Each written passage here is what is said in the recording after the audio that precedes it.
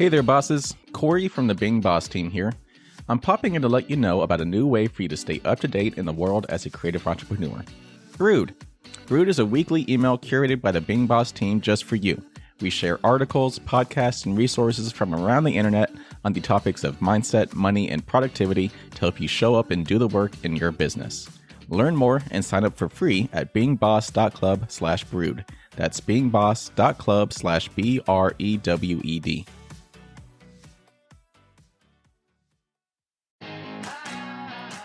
Welcome to Being Boss, a podcast for creatives, business owners, and entrepreneurs who want to take control of their work and live life on their own terms. I'm your host, Emily Thompson, and today I'm joined by Spencer Fry, founder of Podia, a platform for selling digital products, frequent sponsor of us here at Being Boss, to chat with me about what's up these days with online courses and what you need to know as a course creator in 2022. Just to know that this episode is not sponsored by Podia, I just invited Spencer to talk about courses because he's the expert who's going to share all the goods. You can find all the tools, books, and links we reference on the show notes at www.beingboss.club. And if you like this episode, be sure to subscribe to the show and share us with a friend. Sometimes seeing someone else's path to success helps us clearly map out our own. It's why we all like business podcasts, right? Well, I'm here to share a show for you to check out, the Female Startup Club podcast, an amazing resource that shares insights and learnings from the world's most successful female founders, entrepreneurs, and women in business. In a recent episode, I loved hearing about how Michelle Grant, the founder of Lively, the lingerie and swimwear brand, built and sold her company for $105 million in just 3 years. Total boss move.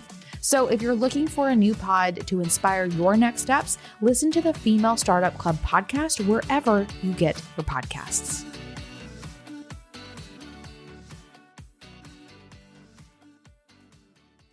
Hello, bosses, and Happy New Year!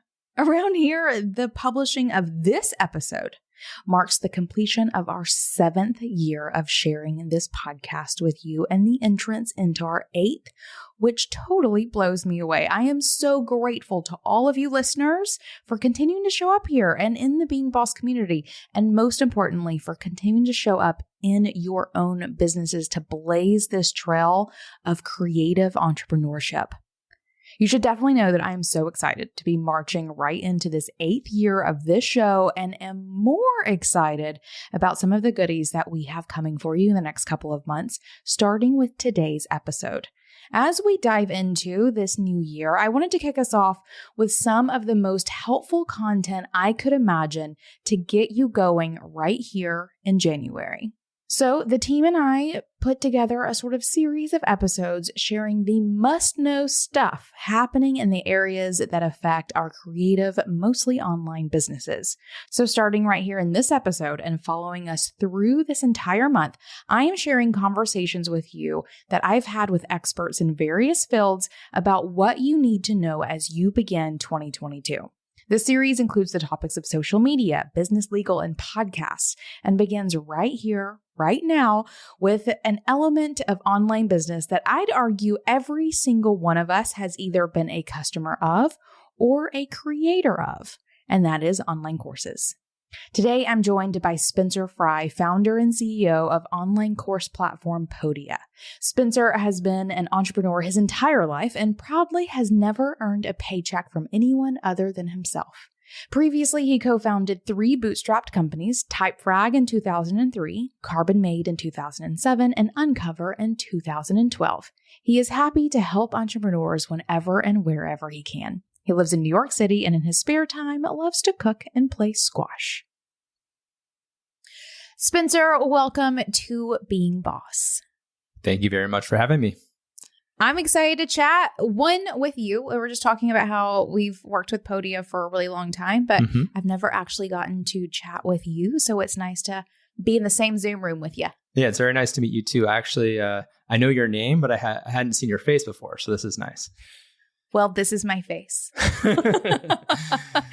Wonderful. Well, I wanted to talk about online courses, and the only person I could imagine talking to was those at Podia, including you. So I'm excited to talk about online courses and what we're looking at moving into the new year. But before we dive into all of that, I want to introduce you to our bosses and hear more about your entrepreneurial story, Sure. how it is that you got to where you are today. So if you don't mind taking us on a little journey of how you got here, I would love to hear it. Sure. Yeah, of course. It's actually quite a long journey, but I'll keep it short. So I am now 37 years old, and I've been building tech startups since my early teen years. One of my claims to fame is I've actually never had a paycheck in my entire life. I've always worked for myself. So this is actually my 5th startup in 20 years, basically. I love that. I feel like I need to congratulate you on never having had a paycheck. Yeah, it feels good. For a long time, I was like, what is a W-2? I don't know. You don't need to worry, or you didn't need to worry about that. Maybe you have to now. I'm now technically employed by my own company. But before that, I never was. So they were always, LLCs. This is the first corporation where I actually have a W-2. But yeah, it feels great. But yeah, I've always been interested in tech and startups. And my journey kind of started when both my parents are professors at Yale. And we moved to campus when I was 11 years old. And I got a really, really fast internet connection. So I got a T3 line, which kind of made all the worlds different. So previous to that, I was actually using an AOL modem, but so I got fast internet. I got really excited about building online. I started a bunch of different little projects. I got in trouble with the FBI when I was 16 years old. Nice. With one of my internet companies. So yeah, I have a very storied history. Love that. So 5 startups. Can you recap what they have been? Yeah, of course. Yeah. So the most notable ones started when I was a freshman in college. So that company was called Typefrag, which still exists today. So if you're familiar with Discord, it was one of the original VoIP companies for gamers. So we hosted thousands and thousands of gamers, let them talk to each other online while they were playing video games. So I sold that company in my college years when I was a junior. And then I started another company right after college called Carbon Made, which is pretty well known in the online creative space. So we were actually the first online portfolio for artists and designers to display their work online. Started in 2005. Built that company up, completely bootstrapped, never raised any financing. And then about 4 years later, sold my share of the company. And I always forget if it's 2009, 2010, 2011, somewhere around there. And then I started working on another startup, and I got interested in thinking that I wanted to do B2B, which I didn't like doing. But I started a benefits company for employees. And then I started that, ran it for about 2 years, sold the company. And then I decided I want to get back into helping creators and helping individuals make money online. And that's where this company started. So I started working on this in 2014. Nice. Okay. So you've done 5 startups, which is amazing. And I'm wondering at this point, I feel like oftentimes when people are in that multiple startups, especially at such a young age, it almost becomes this this equation based, I'm just going to go to where it makes sense, and maybe a little less so passion based. So I'm wondering where you are on that spectrum of starting something that you were just incredibly passionate about versus it's just your next thing that looks like it's going to do well. So every time I've been successful, I've been passionate about it. Yeah. The only company where I didn't feel any passion towards was the B2B business that I started after selling Carbon Made, actually. And when I left that company, I looked back at the previous startups I'd worked on, where I was happiest, and I realized that I was happiest working with entrepreneurs, working with individuals, letting them into all the secrets I knew about building businesses online. And that's kind of where we started with Podia. Oh, so perfect. Yeah. And, I actually kind of both. So as I mentioned earlier, both my parents are professors at Yale, and my dad was actually one of the first online course creators on the internet. So he actually, in combination with Yale, put out a course in 2009 that now has millions and millions of views on YouTube. So I actually got a really early insight into online courses and how they could allow anyone that had access to the internet to get paid, to learn, etc. You literally got the earliest insight into this. The earliest. And my dad is not techie at all. So, it was a bunch, they hired a film crew and they filmed him doing his lectures and they did all the, uploading to YouTube, that sort of thing. But he would receive emails daily, multiple times a day from students in China, in Asia, all over the world saying, Professor Fry, I really loved your course. Can you tell me more about X? And so he would tell me these stories like at the dinner table whenever I'd go visit him. And it was really exciting for me. Yeah. So there really is, it's not for you just the next thing that sort of makes sense in terms of like what's on paper. But I mean, you had front row seats more or less to the birth of online courses, which is amazing. Yeah. And so that's part of it. And then the other part of it was when I was working on Carbon Made, we had a little office in Soho here in New York City. And Skillshare was actually founded in our office. So the two co-founders of Skillshare, Mike and Malcolm, rented desks from me at the office. And I was actually one of the first 3 teachers on the platform. So at the time, it was actually all offline. So they rented little spaces at churches and kind of other buildings around Soho, New York, and I actually taught a course for Skillshare. So it was another introduction to courses for me. So obviously that was all offline, but then they pivoted to being an online platform. And then my course got recorded and put on the online platform too. So I got to see, their early success as well. Oh, such cool. I knew none of these things. I'm loving this so much. How wonderful to hear the sort of backstory of you being a part of this birth of online courses, which you saw from the early days with some of the first ones. But now online courses are huge. It's a massive industry. They are the backbone of, I think, most online business models. And thankfully, I think are becoming a part of how people are hybridizing their businesses between online and offline. Mm-hmm. How are you feeling about all that? I mean, I love it. I am a huge proponent of the internet, as you can probably tell. I think one of the things that makes me happiest is just to see, someone selling a course in, say, I don't know, New Mexico to someone in France or like vice versa. I just love how, you don't have to be in a classroom. You don't have to, put your jacket on, get in your car, drive to a building to take a course. I just love how it's always accessible. So I actually spent a lot of this past weekend taking an online course, for example. So I'm a huge fan. Right. And so fan is one part of it. And I think you sort of started like getting in there with a couple of these pieces. But why do you think online courses have become such a mainstay? What is it about them that makes them not go away? So there's a ton of different reasons. I think it's always different for different people. I think they're very easily consumable. Both, you can watch them on your iPhone, your iPad, your Apple TV, your computer. You can have them with you at all times. So my wife's actually also a course creator as well.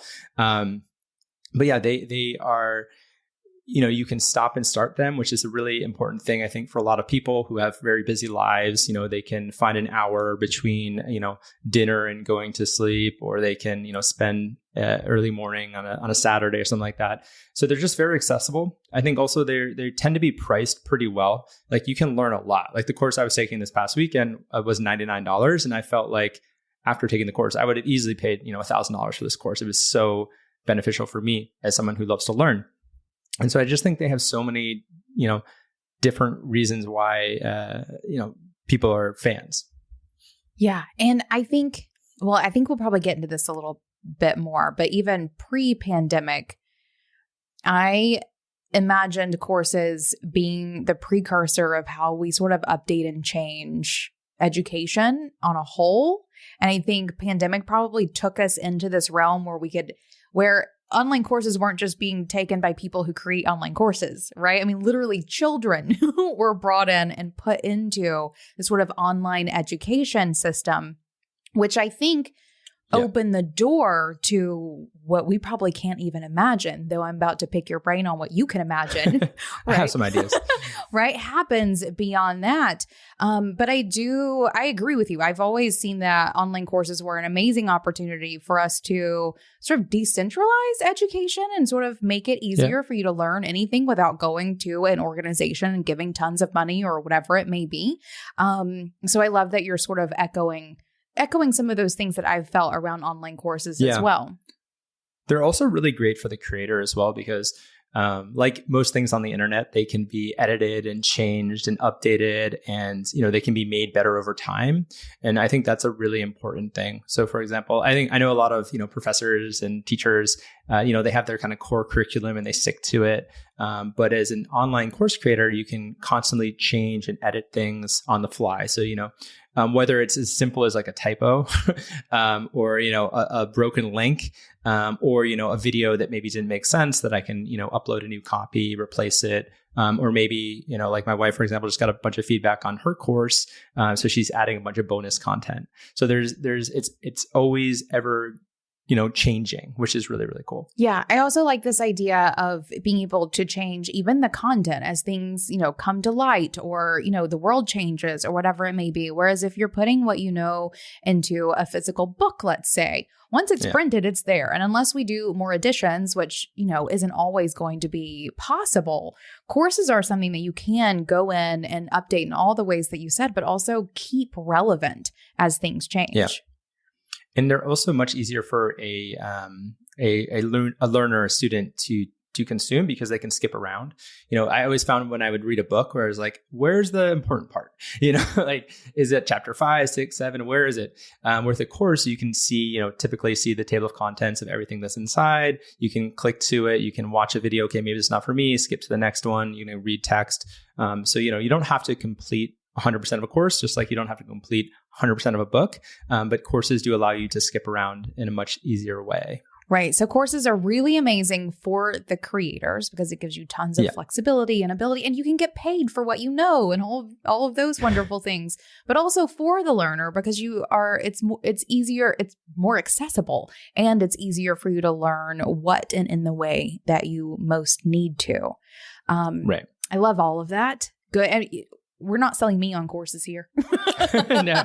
Yeah, I'm in it. For sure. But anyone who may be listening, if you've been playing with the idea of either investing in online courses or creating one, I don't see this as a trend that, has been growing or even just whatever is happening over the past couple of years. I think this is a mainstay and a pivotal part of how people do business, particularly online, for the foreseeable future. Do you agree? Totally agree. And I think one of the cool things that we're seeing also since the start of COVID is that online courses are becoming much more of a community. So there's a lot more people that are taking courses that are, talking in the comments, joining a Slack or a Discord or Facebook group that's, has to do with the community. So there's this, other learners are being able to interact with you. You can ask questions to them. You can participate, stuff like that. So it's not just that you take a course by yourself. So like the course I purchased this past weekend, there's a Discord community, and I was able to jump in there and ask questions. And, there's much more of a group bonding over a single topic. Yeah. And I think for so many people that has been a missing piece for a long time. But I also love that you can also just take a course, and you don't have to be a part of a community to gain this information. You can sort of pick and choose how it is that you want to, choose your own adventure. Indeed. Do you go alone or do you take your friends? Right. I'm actually, it's funny because I tend to, whenever I take a course, I like to send it to, 3 or 4 people on text message and say, hey, you want to jump in on this with me? And sometimes I get takers, sometimes I don't. But I really prefer to have that peer pressure. Some people would call it accountability, but I love that you call it peer pressure. Right. When it comes to growing your business, integrating the right tools at the right time to help you get the job done can be tricky. But the HubSpot CRM platform is a tool that can take the headache out of scaling your business. and it will continue to grow with you. But don't just take it from me. I understand the value of bosses sharing what's worked for them along their entrepreneurial journey. That's why today I'm bringing you the experience of a real boss using HubSpot to take her business to the next level. My name is Kim Dow, and I'm the owner and publisher of SaaS Magazine, a Being Boss podcast fan, and a HubSpot CRM customer. So for our business, running a magazine, we have 3 very different lists. Each of those audiences have very different interests and different goals. HubSpot allows us to create segmented and targeted lists to ensure that we're communicating and marketing to each audience group very effectively. And using HubSpot has played a huge role in helping to increase our open and click rates and to ensure that our readers stay subscribed to our e-newsletters. We love all of the features of HubSpot, and we've really been using it this past year to help grow our business. Throughout the holidays and into 2022, we'll be using HubSpot to set up more automation, such as chat flows and more list building tools. This will allow us to become more productive and more efficient in our time and our workflow. This is Kim Dow from SaaS Magazine, and my HubSpot CRM platform helps my business stay connected. Learn more about how it can do the same for yours at HubSpot.com. So you just hinted at one part of my next question. I'm wondering if you have any ways to expand. I'd like to know from a bird's eye view, what is happening in the world of online courses right now? So, one thing I mentioned just now is this community aspect. And it's something that we've been following now for a couple of years. And we actually just launched, not to promote our product too much, but we just launched a big community feature on our platform. And people are starting to pair, whether it's with our platform or other platforms, community as a big aspect to online courses. And for me, it makes a ton of sense. I think one of the things that you do lose out with courses sometimes is that, having other students, having other people to kind of brainstorm with, talk to. And so we're just seeing a lot more courses have a community that runs alongside it. So that's one piece. We're also seeing a lot more live components to courses. So, while you might have a course that's standalone, you might also offer, a few webinars that go along with it, that sort of thing, office hours, that kind of thing. So, those are 2 trends. And then just one third trend that we've been seeing as well is that we're seeing a lot more courses that are run on cohorts. So for example, everyone will pre-sign up for a course that launches on December 1st, and then they're all going to start taking the course together.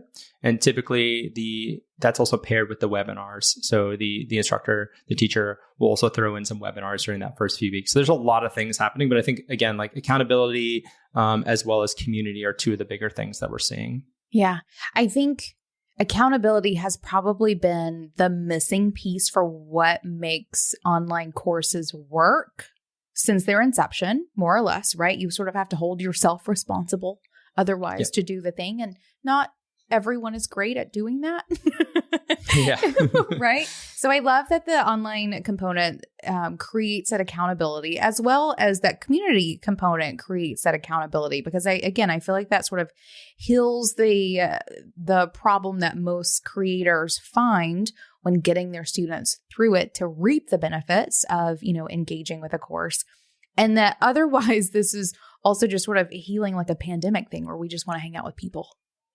Yeah, definitely. And I think, one thing they say is that when you can teach something, it's when you really understand something. So I think one of the things I like about these communities that are forming around courses is that, students will have questions and then other students will answer them. And you feel better as a student when you can answer other students' questions. And it gives you that kind of feedback loop like, oh, look, I've actually learned something and this was super valuable for me. So I love that aspect of it. Yes. Oh, I like that too. And I love too that what you're talking about here is a couple of episodes ago, we'll leave link in the show notes, but I did an episode on community versus audience versus market. And I think oftentimes people think of building communities when they're actually building an audience. They just want to speak to their people. But in a community, people are empowered to speak to each other. So you're giving them the space to assist each other, to answer questions that you would probably be there answering, but you don't even have to because they're going to answer it amongst themselves. Yep. Yeah, definitely. I answered someone's question over this past week, and I felt really good about myself. I felt extra smart that I was actually learning something. But yeah, that question was posed to the teacher, but I was able to jump in there and do it myself. So I felt good as a student. Yeah, and helpful, right? Like, and helpful. You yeah, are certainly. helping someone else do the thing as well, which is a nice little benefit of just engaging in those kinds of communities. I was just going to say it's definitely evolved a lot, because I think comments were the original way that people would participate in a course. There would be a lesson and they would leave comments and questions, and the teacher could go in and leave responses. But that, again, sort of is not as community focused as actually having like a forum or having a place where people can gather and discuss a bunch of different topics. And also, I think another great thing about community is that it allows people to share more about themselves than maybe just the answer to specific questions. And then you get to know someone and you can like reach out to them on Twitter or Facebook or whatever. And again, it builds this kind of camaraderie around the course.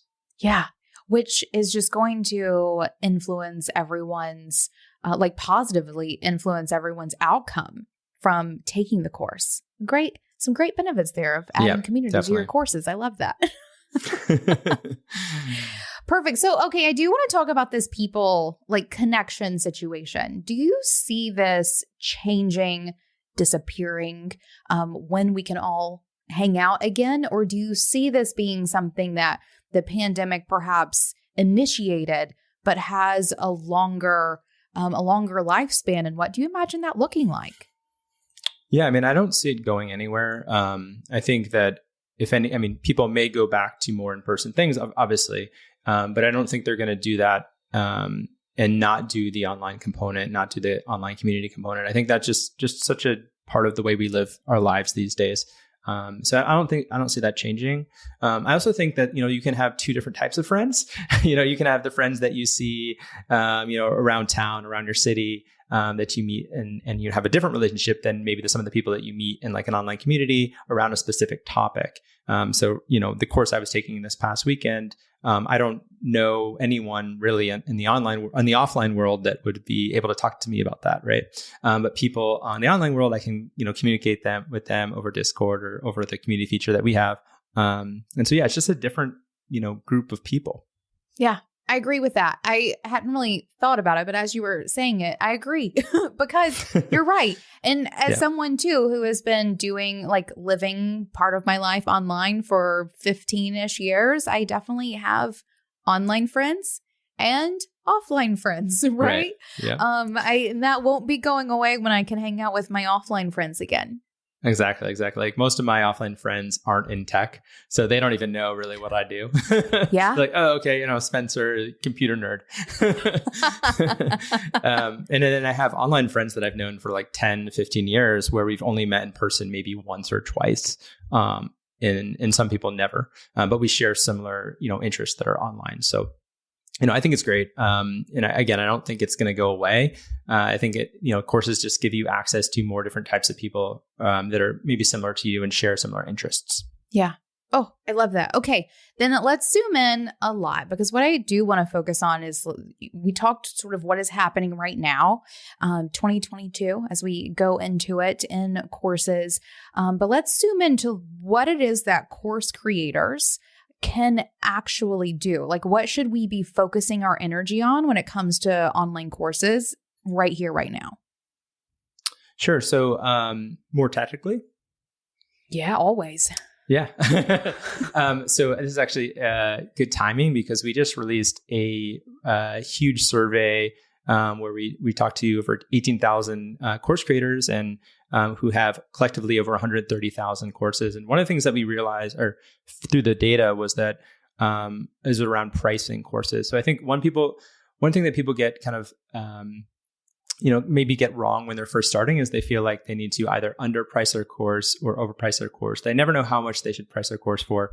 So in the data, we actually saw that the average online course is only $137. And we also found that if you're a new course creator, there's no benefit to you to underprice your course. Hitting that sort of $99 sweet spot for your course is actually the perfect price point for new course creators. So oftentimes I see new course creators, either charging way too little or way too much. So they'll list their course for only $49 or $19, something like that. But we actually found in the data that you'll get just as many buyers if you list it for $99. So that's just one cool piece of information that we found. That's amazing. Versus people, I often see this, they go with and I'm just like the B school model of $2,000 or something that a lot of times should probably only be $100. Yeah. For 89% of the courses that we surveyed actually had prices under $304. So, there are still, 10% of the market that has courses over $300. But for the majority of courses, they're under $300 and the average price is $99. And again, for new course creators, I think you should target that $99 price point. Don't short sell yourself. Don't, put something out for only like $39, something like that. Love it. Okay. So that's pricing. I feel like another sort of block for people either creating it or keeping it relevant is the tech side of things. So video, like all of those things. What is happening now in terms of producing your course? So, I always tell new course creators that, all you need is, a pair of AirPods or just like a really cheap, inexpensive mic for, $30, $40, $50. We have a bunch of guides that we can link in the show notes, something like that. But don't get worried about the tech. I think one of the things, again, that people are always worried about is if my course isn't overproduced, are people going to think like I'm a fraud or I don't know what I'm talking about, that sort of thing? Or actually some of the best courses I've taken and some of our most successful people basically just sit there in like a t-shirt and sweatpants and just talking to the screen. So don't worry about being fancy. Don't worry about having like the best equipment, that sort of thing. That can all come. But I think it's better to prove yourself out first, try to get some sales. And then I think there's no better feeling than to buy that, $200 microphone with your course proceeds. That's something you can shoot for. But yeah, don't worry about, overproducing. Yeah. I love that we're in 2022 and video has taken over the internet and you can still just show up with what you have, with what comes standard, with your computer and your AirPods, or even like, I'm recording this currently in wired, in wired Even Apple better. headphones, right? That you still don't need to go all out to create a quality course. Yeah. And I think that's also another nice thing about the pandemic has been that most people now have a microphone because you sort of just have to have one. It's either built into your computer or you had to get one through COVID. So you've got all the tools that you need. And then I always recommend that people, when they're looking for like a course platform, whether it's ours or someone else, is that they just focus on the simplicity of the platform. Don't look for all the features that you don't need today. To be honest, there's not a single course platform out there that doesn't have the features you need to get started. So don't worry about like, okay, well, what if I have 100,000 customers and, I'm making $1 million a year? Is this platform going to be right for me? Just worry about like, what do you need today? And really what you need today, every course platform has it covered for you. All right, boss, fresh year, fresh goals, plenty of fresh energy. How will you be harnessing it to help you build a business that better supports your life this year? If I may offer up a suggestion, get your money in order with FreshBooks.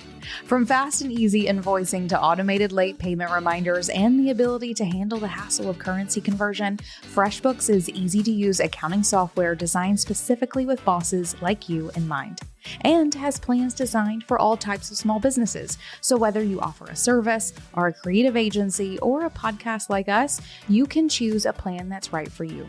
And no matter which you choose, you'll be saving time all along the way. Try FreshBooks free for 30 days, no credit card required. Go to freshbooks.com/beingboss and enter Being Boss in the How Did You Hear About Us section. Okay, I want to talk about this community piece too, because I think a lot of times when people think community for my course, it equals time that they're going to have to spend managing a community and creating more content or answering the questions, whatever it may be. What do you see happening in the implementation of the new community feature in Podia in terms of how creators are managing what is potentially an extra bit of workload in managing this community? So what I tell creators is that if anything, it's actually going to reduce the workload because, again, like you mentioned earlier, you've got other students in the course that are contributing answers. Whereas maybe before, people might be leaving comments, might be sending you an email, might be like DMing you on Facebook or Twitter or whatever. But actually having a community allows for other people that are interested in what you're doing to help out. So I know there's this worry of some course creators that they feel as if, oh, I got to be always present and I got to be always responding. But actually, you can rely a lot more heavily on your community. Yeah. Oh, I love that. I hadn't really thought about it potentially even taking less time because you've centralized communications around your course and you filled your room with people who will help you answer the questions. Yep, exactly. And I think also too, as your community begins to mature even more, you can, assign people to be moderators and you can get people more involved and you can, potentially you can incentivize them with free courses or maybe free webinars, whatever. But yeah, if anything, it's going to be less work. There's going to be more volume of content coming in. But that's a luxury. Yeah. Oh, wonderful. Okay. Then let's talk about we've talked about how sort of the online course world has grown and shifted. And I'm interested in looking at this through this lens of what's working and not working one way or the other. So my first question is, what has in the past worked for online courses that is not working anymore? Great question. So I think one of the things that we've seen in the past that worked well was, you could just put up a course on any topic and not put your own personality into it. You can just basically throw up a landing page, say, I'm going to teach you this, et cetera. Whereas now I think people are really more connecting with the creator. They want to know who you are. They want to see photos of you. They want to understand like what your vibe is. They're more interested in purchasing from you as much as they are about learning the topic. And so I think the more successful you can be as a creator is the more that you instill your own personality into your sales page, into your content, into your videos, into your marketing, all that kind of thing. So, authenticity is obviously a word that's thrown around a lot. But if you can be truly authentic to what you're selling and what you're producing, what you're creating, then that's only going to help you. And again, I think in the past, because there were so fewer courses out there, you could get away with not doing that. Yeah, right. No more phoning it in, everyone. Exactly. You got to show up and be you. Anything else not working anymore? It really depends because one of the things about courses is that it's such a big market. There's so many courses being sold, so many courses being produced that there's very few like hard and fast rules. I think in the past, people were maybe producing courses that were potentially too long, so they would put hours and hours and hours of content, which, is great for certain types of courses. But I do think that if you want to be successful, at least, especially when you're like just starting out, shoot for something that's short, shoot for something that's easily consumable, that doesn't scare people away until maybe you've built up that brand. Maybe you've got repeat customers that trust you and maybe want to follow you down a path that's a longer course. So I definitely see creators creating shorter courses that are much more specific to a topic and usually more specific to an audience. Oh, that's a good one because I definitely can think of courses in days past, long, lots of topics covered, really going deep on things that you really this is a semester commitment, more or less. Yeah, exactly. And they usually have a $2,000 price tag as well. Right. Right. Whereas now a short something that you can take in a weekend, as you just did, or something where you can just like dive relatively deeply, but on a very sort of niche topic to learn a quick thing, definitely sounds like the way things are going. Yeah, we actually have a really successful creator on our platform earning millions of dollars a year. And his thing is that every month he has a new course and it's cheap. It's, $49 to $99. And he is wildly successful producing these short, 1 to 3 hour long courses at a low price tag and just building up volume. And because again, the more people you have taking your courses, the more people you have joining your community, the more people you have participating is the more word of mouth that you get as well. So, it's one of those things where it's like, would you rather have 10 people pay $99 or one person pay $1,000? And, the answer is that you'd rather have 10 people paying $99 typically, because those people are going to then share and spread the word to more people. Yeah. Oh, lovely. Love that one. Okay. So my next sort of half of this question, or my next question in this interesting lens that I want to view courses through is there anything that has not worked in the past that you see working now?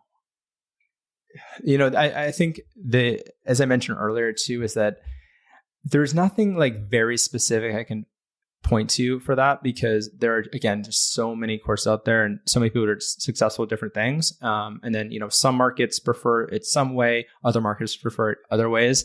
So it's typically difficult to kind of pinpoint specifics.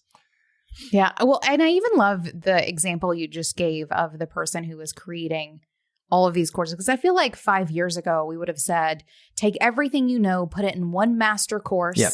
Right? And sell this thing and you'll become, the leader in your industry. That's how we would have gone at course creation and building that personal brand and thought leadership and all of those things.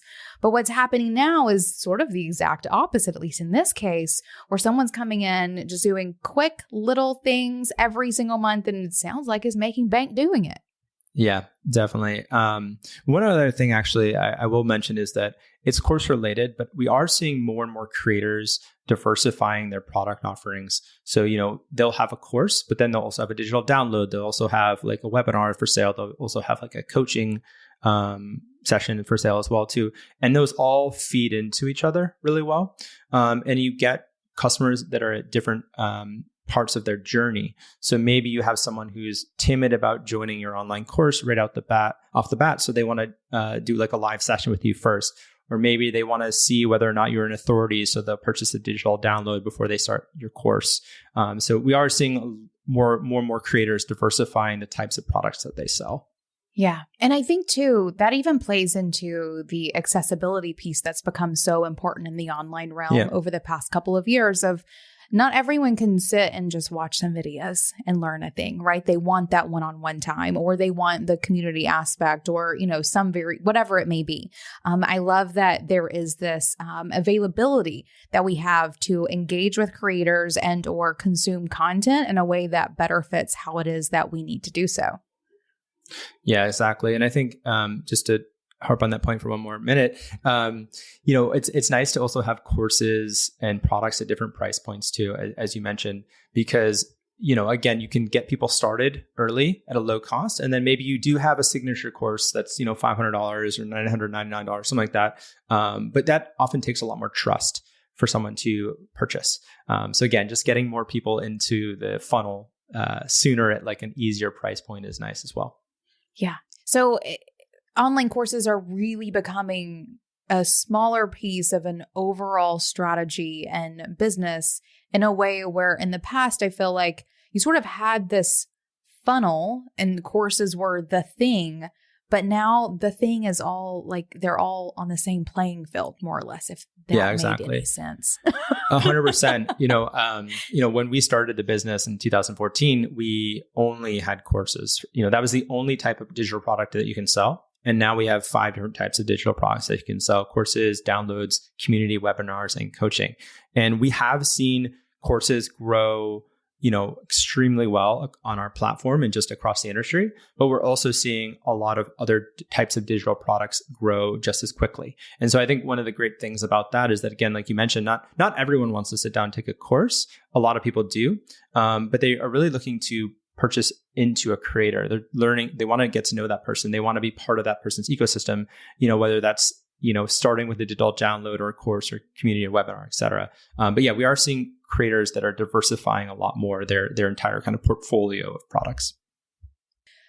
Do you have any examples of people who are using courses and digital products as a additional piece of their business model? So let's say they're something like a personal chef who works with clients and are doing courses, or give me a couple of examples of what this looks like for anyone out there who may have a business that is functioning, probably working with clients, or maybe even in like product or retail or something like that, but are thinking about what it looks like to expand their offerings into courses and other pieces. Yeah. Is it okay if I use my wife as an example? Absolutely.